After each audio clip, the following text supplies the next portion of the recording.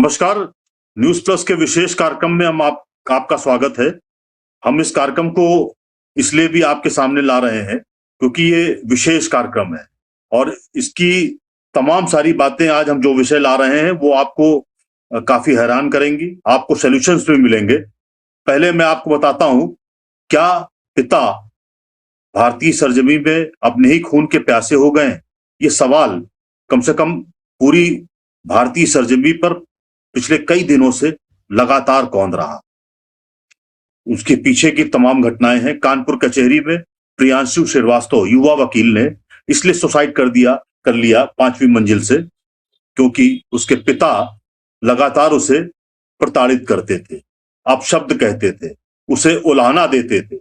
इसलिए उसने 5वीं मंजिल से कूदकर जान दे दी और अपने सुसाइड नोट में उसने लिखा कि हमारे शरीर को, पार्थिव शरीर को पिता न छुएं। पुलिस को यह हिदायत भी उसने दी। इसी तरह की एक घटना और कानपुर के साकेत नगर में हुई, जहां एक पिता ने अपनी 2 जुड़वा बेटियों का निर्मम कत्ल कर दिया, वो भी बेखौफ तरीके से, जबकि उसकी पत्नी और बेटा बगल के कमरे में सो रहे थे। ये 2 घटनाएं आपके सामने हम रख रहे हैं। लेकिन आज रविवार के दिन प्रयागराज में एक पिता ने ही अपने बड़े बेटे को मौत के घाट उतार दिया। वो भी इसलिए क्योंकि उसको ये शक था कि उसके बड़े बेटे के उसकी ही अपनी सगी मां से कहीं अवैध संबंध थे। ये शनक है क्या? क्या है ये? कैसा समाज हो गया है कि अगर पिता भी हत्यारा हो जाएगा तो फिर बचेगा क्या? क्योंकि पिता भरोसा देता है अपने आने वाली पीढ़ी को। मां अलग होती है, मां पालती है, पोसती है, सब कुछ है, लेकिन पिता एक भरोसा होता है। पिता अगली पीढ़ी का एक कहीं ना कहीं एक बड़ा प्रतिबिंब होता है कि अगली पीढ़ी हम कैसे चलेगी।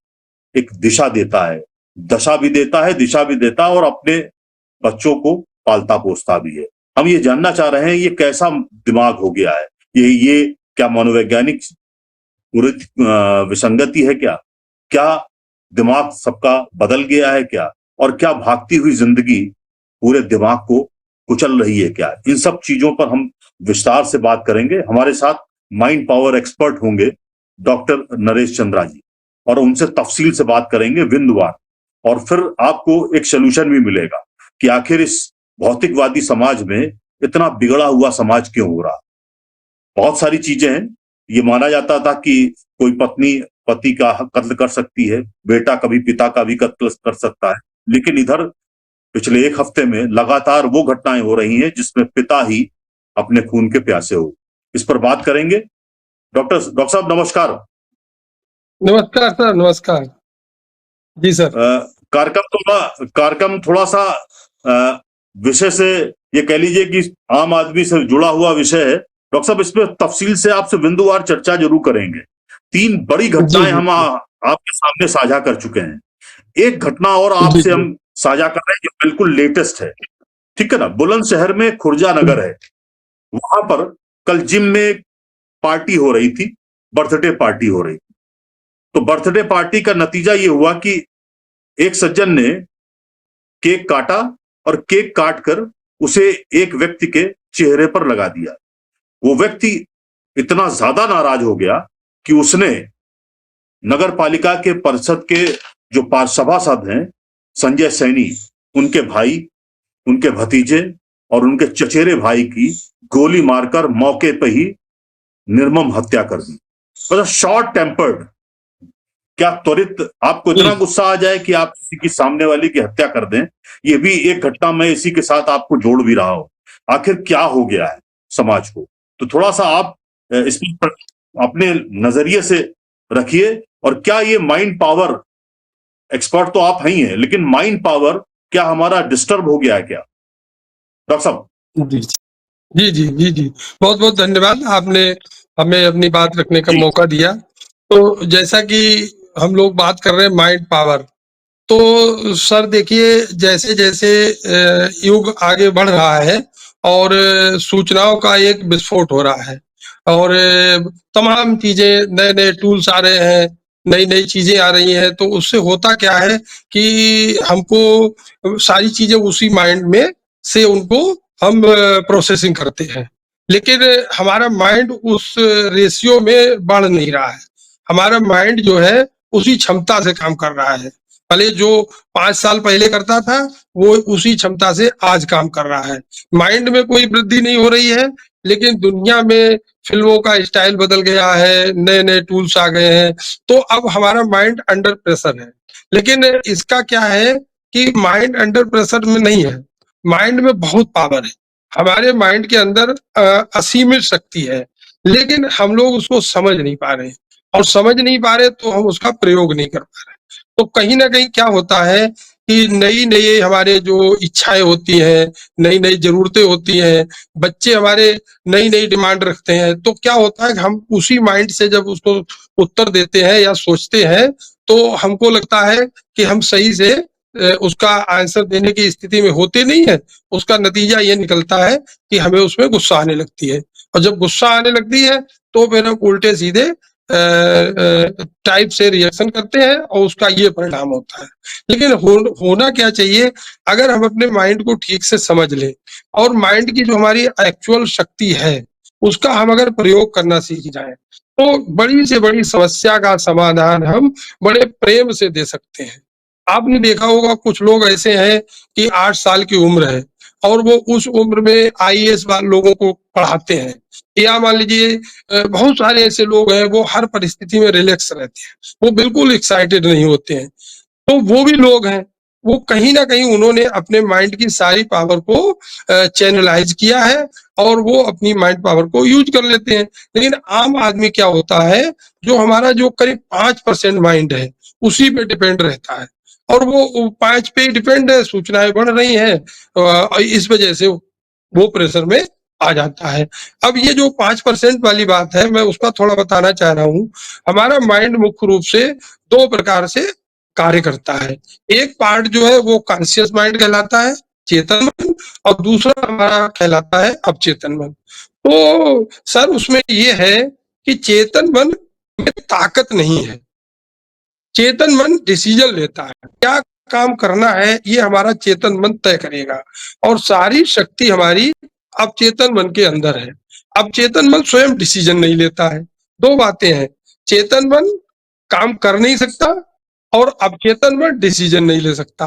तो अगर हम दोनों मन को एक साथ जो एक दूसरे से तालमेल बना दें, हमारा चेतन मन ठीक से डिसीजन ले, निर्णय ले क्या करना है क्या नहीं करना, और जब उसको हमारा अवचेतन मन समझ के काम करेगा, तो वो बड़े से बड़ा काम, जैसे एक हमारे पुराणों में ग्रंथों में एक बात थी कि समुद्र मंथन के दौरान एक कल्प वृक्ष निकला था। तो कल्प वृक्ष क्या था कि जो इच्छा हम करेंगे वो करके हमको दे देगा। कल्प वृक्ष के नीचे बैठ के, तो वो कल्प वृक्ष और कोई नहीं था, वो हमारा अवचेतन मन था। तो हमें अपने अवचेतन मन को चेतन मन के साथ जोड़ के जब हम बात करेंगे, तो कोई ऐसा काम है ही नहीं जो हम कर ना पाए। और गुस्सा हमें कब आती है, हम चाहते हैं हमारा बेटा इस दिशा में जाए, और अगर हम जो चाहते हैं उसी दिशा में बेटा जाने लगेगा, तो हमें गुस्सा क्यों आएगी।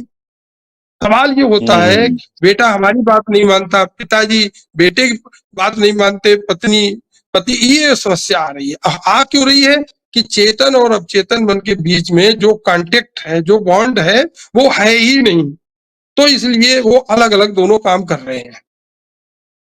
ठीक बात है। डॉक्टर साहब, एक बात मैं आपसे इसी परिप्रेक्ष्य में जानना चाह रहा था। 2-3 चीजें हैं, मैं आपके सामने रख रहा हूं। जी जी पहली बात तो ये जी जी सुसाइडल टेंडेंसी, क्या इसको जी मनोवैज्ञानिक जी या मनोचिकित्सा का पहलू उसको समझा जाना चाहिए, एक।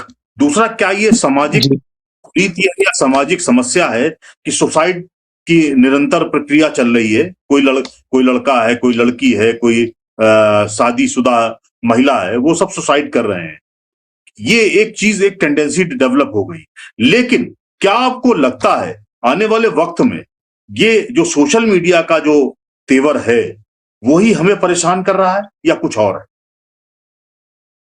हाँ, वही बात मैं दोहराना चाहूंगा कि अगर हम अपने चेतन और अवचेतन मन को एक दूसरे के कनेक्ट करके बात करेंगे, तो हमारा माइंड इतना पावरफुल है कि सोशल मीडिया इससे 100 गुना, 1000 गुना भी ज्यादा हो जाए, तो भी हमारा जो हम्म माइंड है वो हजारों साल तक उसके लिए हम्म वो बाएं हाथ का खेल रहेगा। मतलब हमारे माइंड में असीमित शक्ति है अगर हम उसको जी चैनलाइज कर ले जाए, बस केवल हमको चैनलाइज करना है। और अगर हमने कर लिया चैनलाइज तो मेरे बच्चों हम्म का भी वही स्थिति होगी। मैं ही चैनलाइज नहीं हूँ। मैं आज आज कुछ सोचता हूँ, कल कुछ सोचता हूँ, और मुझको ये नहीं मालूम है कि अगर मुझे कार खरीदनी है तो खरीदेगा कौन। मैं सोचता हूँ मैंने तय किया और मैं ही खरीदूंगा। कार खरीदी हम्म जाएगी ये मैं तय करूंगा, खरीद के देगा हमारा अवचेतन मन। अब हमको तो पता ही हम्म नहीं है, तो हमने कार खरीदने का निर्णय लिया। अब आज हम अपने माइंड से ही, चेतन मन से ही कार खरीदने की प्लानिंग करने लगे। अब चेतन मन शांत बैठा रहता है, वो कहता है खरीदो तुम। जैसे कि अगर बच्चा कहे कि साहब हम सारे काम कर लेंगे, तो बच्चे के तो बस का नहीं है, पिताजी को वो काम करने नहीं दे रहा। तो पिताजी शांति से बैठे हुए हैं और बच्चा अपना बार बार असफल हो रहा है काम में। तो हमको डिसाइड करके उस काम को ये सोचना पड़ेगा कि चेतन मन को कैसे बताएं और कैसे बताएं और उससे काम कैसे कराएं। फिर वो कुछ भी उसके लिए असंभव नहीं है। और जब सारे काम हमारे मन के होंगे, बच्चे हमारे मन के अनुरूप शिक्षा ग्रहण करेंगे, जैसा हम चाहेंगे, तो बच्चों में भी वही क्वालिटी आ जाएगी। तो ये है तो, लेकिन हमारे मन की ही जो चलायमान स्थिति है और स्थिरता लाने का काम अब चेतन मन का है, उसको हम साथ में जोड़ नहीं रहे हैं। तो मैंने एक ये जो हैप्पी भारत मिशन करके एक अभियान चलाया है, तो मैं चेतन मन को अवचेतन मन से कनेक्ट करने का एक सिस्टम मैंने बनाया है और उसी पर मैं बात कर रहा हूँ। मैं तो आगे चल के एक गारंटी दूंगा कि आप मेरा समझ लीजिए, मैं आपको कनेक्ट करने का तरीका बताऊंगा, फिर आप नेगेटिविटी में आ ही नहीं सकते। नेगेटिविटी में आने का कारण यही है कि हम जो डिसीजन लेते हैं वो हमारे पूरे नहीं हो पाते, इसी वजह ठीक से हम बात नेगेटिविटी आ जाते हैं। लेकिन हम सोच लें कि हमें केवल डिसीजन लेना है और काम हमको अपने सबकॉन्शियस माइंड से लेना है, बस बात खत्म हो गई। ठीक बात डॉक्टर साहब, जी। एक फिल्म आई थी बागबान, जिसमें अमिताभ बच्चन हाँ। के बच्चे अलग रहते थे, वो अलग रहते थे, बच्चों में और पिता के बीच में कोई कोऑर्डिनेशन नहीं था। ठीक है ना, आज उल्टा हो रहा है। मतलब जी जी। बच्चे और पिता के बीच में कोऑर्डिनेशन हो नहीं हो रहा, ये तो है, लेकिन अब एग्रेसिव हो रहा है। बेटा एग्रेसिव नहीं हो रहा है, साथ में जा रहा है। पिता की क्या अति महत्वाकांक्षा और कुछ पाने की लालसा, क्या आपको लगता नहीं है पिता और बेटे के बीच में दूरी पैदा कर रही? अब देखिए सर, जैसे अपवाद तो हर जगह मतलब होते हैं, एक्सेप्शनल केस। हम्म, तो ये तो वो कहीं, जैसे हम जो कॉन्शियस और सबकॉन्शियस माइंड की बात कर रहे हैं, तो कहीं ना कहीं बाहरी शक्तियों से प्रभावित होके कोई ऐसे माहौल में बैठ के, तो उसको शॉर्टकट कई बार नजर में आ जाता है। जैसे मान लीजिए जिसने दो बेटियों की हत्या की है, जिस पिता ने, उसने भी कोई जी पॉजिटिव फिगर बनाई होगी कि इनकी हत्या करने से हमारा कुछ हासिल हो जाएगा हमें। क्योंकि हर व्यक्ति अपना भला चाहता है, चाहे चोरी क्यों ना हो। हम्म, अगर वो चोरी करता है तो चोरी में वो अपना हित देखता है, लेकिन उसको चोरी करने की प्रवृत्ति कहीं ना कहीं संगत से, हम लोग क्या कहते हैं, संगत ही गुण उपजे, संगत ही गुण जाए। तो जो लोग गलत भी काम करते हैं तो वो कहीं ना कहीं उसकी ऐसी संगति बन जाती है जिसके प्रभाव में आके वो ऐसा डिसीजन ले जाते हैं, और ये डॉक्टर अपवाद साहब आप, स्वरूप ही है। ठीक बात है डॉक्टर साहब, आप रीजनल मनोवैज्ञानिक भी रहे हैं। इस तरह की तमाम सारी जी। समस्याएं परिवार में घटित होती रहती हैं। क्या आपको लगता नहीं है कि हमारे दिमाग, दिलो दिमाग में महत्वाकांक्षा, अति महत्वाकांक्षा तो है, लेकिन उसके पीछे का जो अगर पहलू देखना चाहें, तो क्या असुरक्षा भी हमारे अवचेतन मन में घर कर गई है क्या? हम कोई फैसला लेने से पहले बस हम बस इनसिक्योरिटी की भावना सर, पहले आगे रख देते अभी हैं। सर ऐसा है कि ये जी हम थोड़ा, मतलब मैं अभी बात बता रहा हूँ, समझाने में हम लोगों को इतना समय नहीं है। लेकिन मैं ये कहना चाह रहा हूँ कि हमारे अवचेतन मन में इतनी शक्ति है कि वो हमारा हर काम हमारे हिसाब से करके देने में सक्षम है। तो इनसिक्योरिटी की तो बात ही नहीं है। हम जितनी उम्मीद हम्म, करते हैं, हम उम्मीद करते हैं कि हम्म, हमें मोटरसाइकिल चाहिए, वो हमको कार दिलाने की स्थिति में है, वो हमको चार्टर्ड प्लेन दिलाने की स्थिति में है। लेकिन हमको उसको कैसे करके डील करना है, ये चीज हमको आने वाले समय में ये माइंड पावर जो है, अब मैं तो देख रहा हूँ, मैंने भी 1-2 साल से मैंने इसका नाम सुना है। तो कहने का मतलब जैसे नहीं, पानी पहले नदियों से पानी पी लेते थे, अब क्या है, अब आपको तमाम पैकेजिंग वाटर आ रहा है। तो वो दिन दूर नहीं है, ये माइंड पावर को सभी को अपने जीवन में अप्लाई करना पड़ेगा, क्योंकि अगर हम दोनों को चैनलाइज कर लेंगे, केवल इतनी सी बात है, तो मैं हमारे लिए कुछ भी असंभव नहीं है। तो हर काम हम कर ले तो करो, इच्छा खूब करो। देखिए पुरानी क्या बात थी कि उतनी चादर फैलाओ जितनी आपकी उतने पैर फैलाओ जितनी आपकी चादर हो। लेकिन अब सवाल ये है कि देखिए, हमारे पिताजी और हम परम पिता पे भी विश्वास करते हैं। तो मेरा अगर जी। परम पिता है तो मैं तो उतनी चादर फैलाऊंगा ना, कि मेरा परम पिता तो हम्म, कितनी ताकत है उसमें। मैं अगर उसको अपना मानूं तो मेरी चादर की तो कमी है ही नहीं। तो चाहे जितनी हम चाहे हम्म, पैर फैला लें। तो सवाल ये कि हम्म, हमारे चेतन मन में असीमित शक्ति है, तो ऐसी कोई स्थिति बन ही नहीं सकती है जो मेरी इच्छा पूरी नहीं हो सकती है। बस हमारे हम्म, अनजाने में, अनभिज्ञता में ये सब हो रहा है। इस पर काम करना होगा, और काम शुरू भी हो गया है। और लोग अरे आप ऐसे समझ लीजिए कि अब जब मैं अपनी बात बताऊंगा, मैं 3 से 4 घंटे जी। सोता हूँ। और मुझे, अब आप हम्म, देखिए, अब आपने 2 मिनट में मुझसे बोला है, तो ये सब संभव है कॉन्शियस को सबकॉन्शियस से कनेक्ट करके, बस उनके साथ में ठीक बात ट्यूनिंग है। करके ये करनी पड़ेगी, सारी नेगेटिविटी खत्म हो जाएगी। डॉक्टर साहब एक सवाल थोड़ा सा लोगों से जुड़ा हुआ है। आज से 20 साल जी जी। पहले या 30 साल पहले चिकित्सा ओके। जगत में मनोरोग कोई बहुत खास पहलू नहीं था। उसके जी मरीजों का जी। टर्नअप इक्का दुक्का हो गया। अगर ओपीडी डॉक्टर्स की आप देखें, साइकेट्रिक्स के यहाँ, तो वो बस 10-20 लोग आ जाते थे।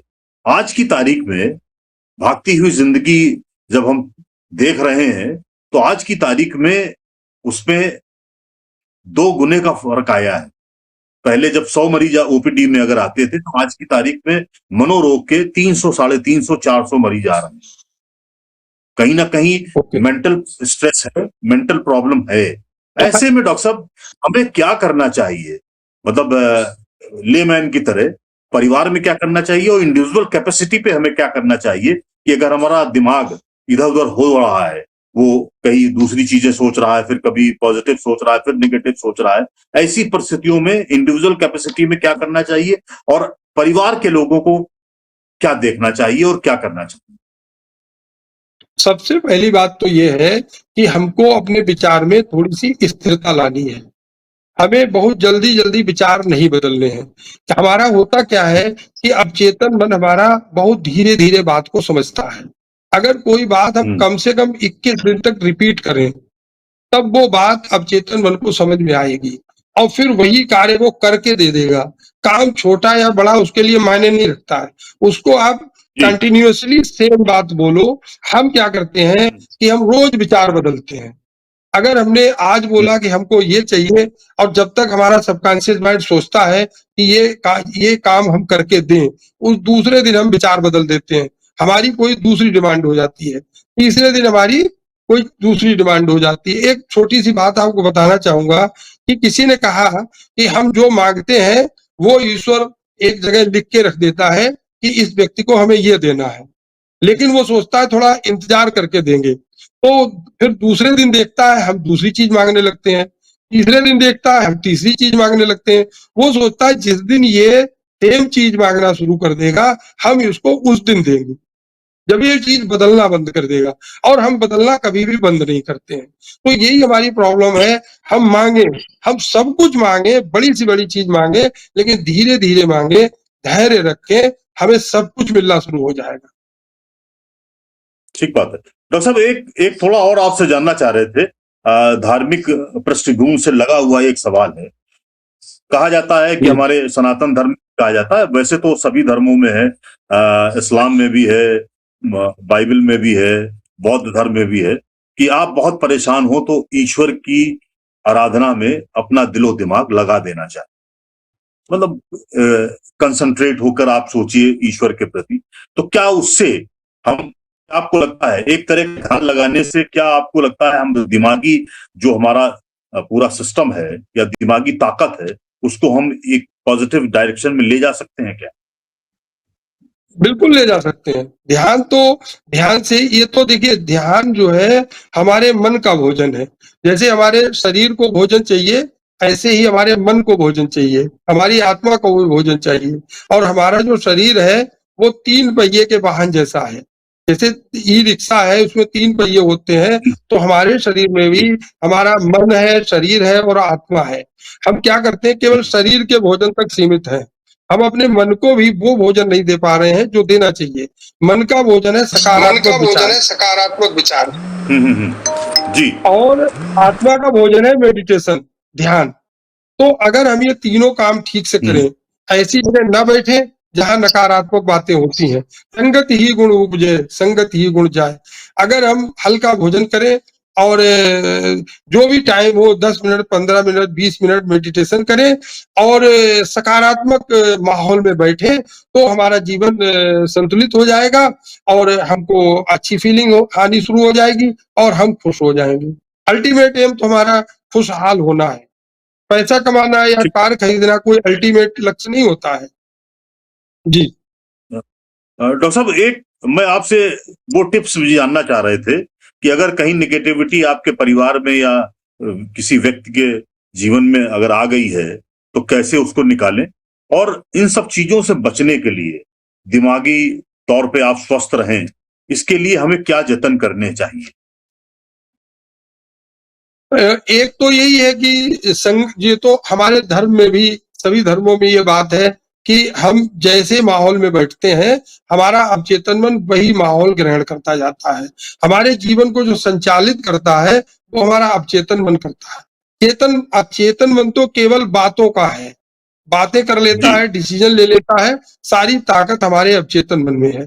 अवचेतन मन के अंदर बुद्धि नहीं है, वो देखता रहता है। वो 2 साल के बच्चे जैसी बुद्धि है। तो वो क्या करता है, जो हम बोलते हैं हमसे सोच लेता है। हम अगर दर्द दर्द बार बार बोलेंगे तो वो ये सोचता है दर्द होना अच्छी बात होती है। हम खुशी की बात करेंगे, यही वो जैसे सामने नहीं, हमारे यहाँ पड़ोस में मान लीजिए कुत्ता पाल रखा है हमने। अब कुत्ता हमारा इशारा देख रहा है, हम उसको, वो सोचेगा ये जो चाहते हैं वो करने लगे।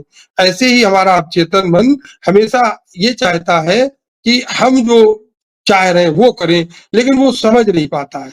वो जैसा समझता है वैसा करने लगता है। तो अगर हम सकारात्मक माहौल में बैठेंगे तो उसके अंदर सकारात्मकता के प्रति भाव बनेगा और वो सारी चीजों को सकारात्मक करना शुरू कर देगा।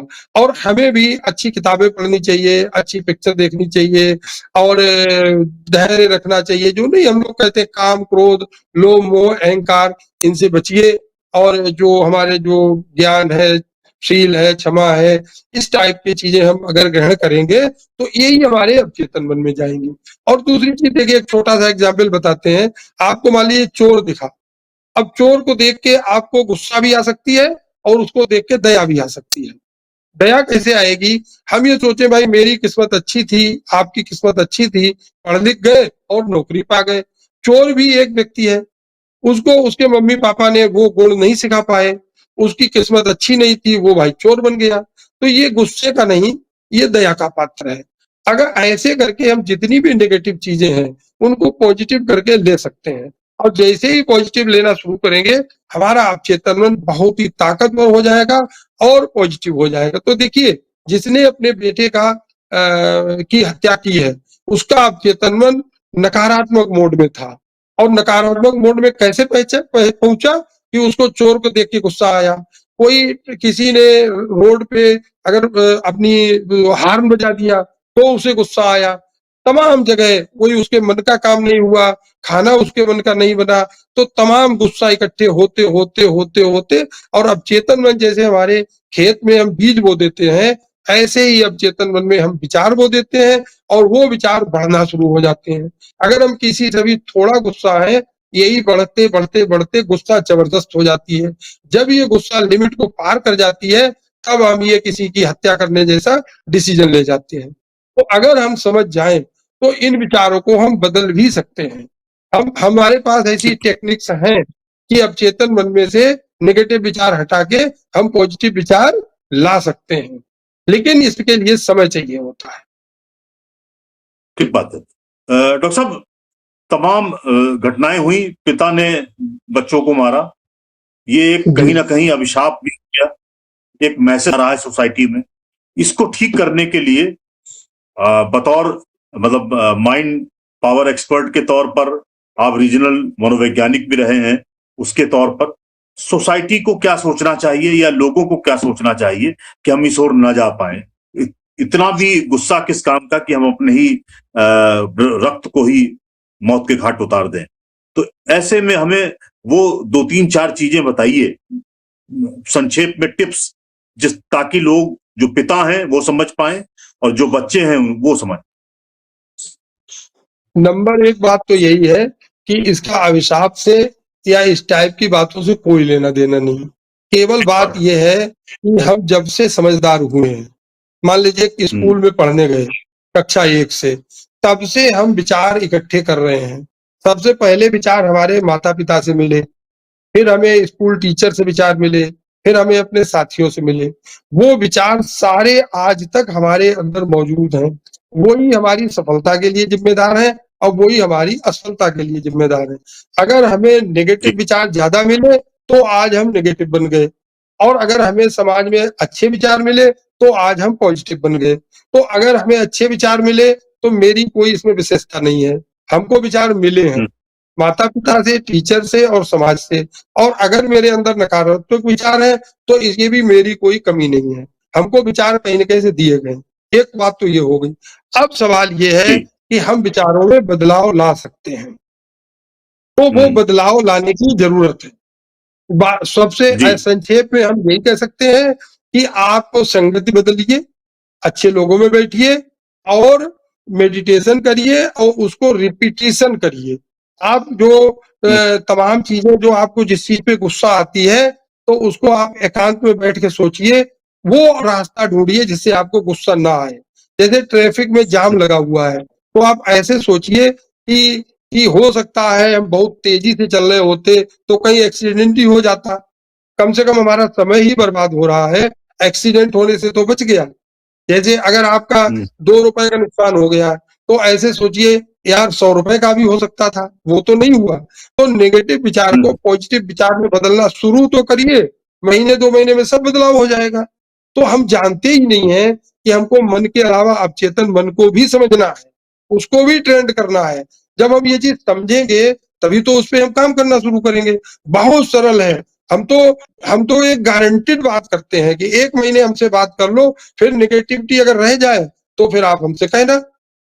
मैंने कई लोगों को अभी मैंने 2 साल हुए मुझे शुरू करे हुए, मैंने तमाम लोग कम से कम संख्या ये 100 तक तो पहुंची गई होगी। चंडीगढ़, दिल्ली, चेन्नई, तमाम जगह के लोग हमारे साथ संपर्क में आते हैं और बिल्कुल आसान है, बहुत ही आसान है। लेकिन नासमझी में हमारा मन तो जहां था वहीं पे है और दुनिया की जो सूचनाएं हैं वो बढ़ती जा रही हैं, बढ़ती जा रही हैं। तो हमारा केवल चेतन मन उनसे निपटने की स्थिति में नहीं है। जो लोग अच्छे से पॉजिटिव होकर काम कर रहे हैं वो अनजाने में ही अब चेतन मन से जुड़ गए हैं। उनको पता नहीं है लेकिन वो जुड़े हुए हैं, उनके माँ बाप ने जोड़ रखा है। लेकिन जो भी खुराफात या नेगेटिविटी में आते हैं तो कहीं ना कहीं वो केवल चेतन मन पे डिपेंड है। इसमें बदलाव की जरूरत है। ठीक बात है डॉक्टर साहब, आपका बहुत बहुत धन्यवाद। एक हम लोगों ने मौजूद विषय था घटनाएं जो हुई पिता और उनके बच्चों के बीच का जो विवाद है या कह लीजिए मनभेद मतभेद सब कुछ प्रदर्शित हुआ, उसमें हत्या तक बात पहुंच गई। तो उस पर लगता है आपकी बातों पर लोग गौर करेंगे और अपने को धैर्य से चीजों को समझने की कोशिश भी करेंगे। आपका बहुत बहुत धन्यवाद। बहुत बहुत धन्यवाद सर, आपने मौका दिया। Thank you. आपने देखा कि डॉक्टर साहब ने जो बातें कही, चेतन मन और अवचेतन मन के बीच में जो जिस तरह का द्वंद्व चल रहा है, हमको उस पर उसके बीच में कोऑर्डिनेशन बनाना है, समन्वय स्थापित करना है, तभी हम इस तरह की घटनाओं को रोक सकते हैं। आप निगेटिविटी से बाहर आने के लिए कहीं ना कहीं उनके बताए रास्तों पर चलेंगे तो निश्चित तौर पर आपको निदान मिलेगा। Thank you. धन्यवाद।